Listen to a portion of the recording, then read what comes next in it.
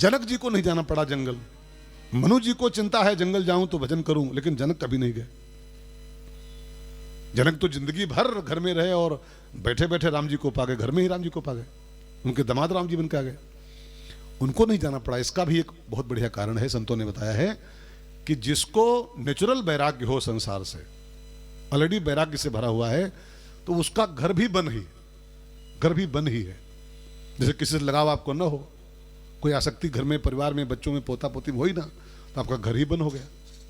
तो चूंकि जनक जी नेचुरल वैरागी थे, सहज विराग रूप मन मोरा, सहज मन नेचुरल वैरागी, और जिसको नेचुरल वैराग्य हो, जिसको किसी से लगाव ही ना हो, उसके लिए घर भी बराबर, बन भी बराबर।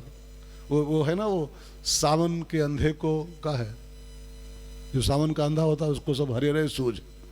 जिसको नेचुरल वैराग्य है वो घर भी उसके लिए बन है, और जिसको वैराग्य नहीं अंदर से है, उसको फिर वैराग्य का नाश करने के लिए, राग का नाश करने के लिए थोड़ा घर का त्याग करना चाहिए।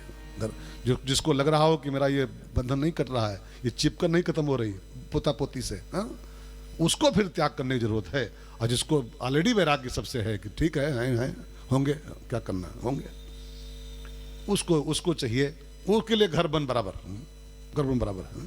तो जनक जी जो कि प्राकृतिक वैरागी हैं, नेचुरल वैरागी हैं, वो जाए न जाए उनके लिए घर बन है। एक मैंने छोटी सी कहानी पढ़ी थी जनक जी के बारे में, आपने भी सुना होगा कभी न कभी। एक बार एक महात्मा जनक जी के घर आया मिलने, और कहा सुना कि बड़े बैरागी हो आप। कहा हाँ ही हैं, संसार भर कहता है तो हाँ ही हैं। तो कहा कि हम भी तो बाबा हैं, हम भी बैरागी हैं, लेकिन तुम सुना है कि सहज बैरागी हो, इसकी परिभाषा क्या होती है? सहज विराग रूप मन मोह, इसकी सहज बैराग की परिभाषा क्या होती है? तो जनक जी ने कहा आप जवानी बताऊंगा तो नहीं जान पाओगे, इसको बताता हूं आपको प्रैक्टिकली। कहा चलो बताओ। तो कहा रुको 2-3 दिन रुको, तो बताएंगे समय आने पर। तो बाबा वहीं टिक गया किसी कमरे में, महल में, और 3 दिन 4 दिन बीते। अब बाबा ने क्या पूछा था और क्या वो सब भूल गए बाबा। वो बढ़िया चाट पकौड़ी पा गया, खाना वाना बढ़िया पा गया, लेकिन जनक जी को याद था इसको सिखाना है सहज बैराग क्या होता है। तो कहा बाबा जी चलो आज स्नान गंगा जी में की जाए, बगल में गंगा जी, जो नहाया जाए। तो चलो नहाते हैं।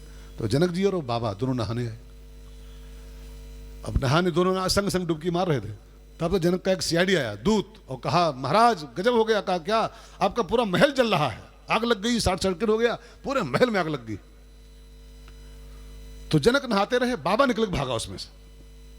जनक पैसा नहीं पड़ा, आग लगी ठीक है, लेकिन बाबा निकल के भागा और जाके फिर वहां वो वाद सब करके वापस आया। तो जनक ने कहा यार बाबा तुम काहे भागे? कहा अरे आग लगी थी घर में तुम्हारे यार। तो कहा घर हमारा था लेकिन तुम काहे भागे? हम नहीं भागे, घर हमारा था, तुम क्यों भागे? जानते तो क्या बोला वो बाबा, घर तुम्हारा था लेकिन अचला में हमारा पसरा रहा है जो सुख के लिए। तो तुम्हारा घर भरे की चिंता ना, लेकिन हमारा अचला भर जा तो का हो, तो का बचाव करना है।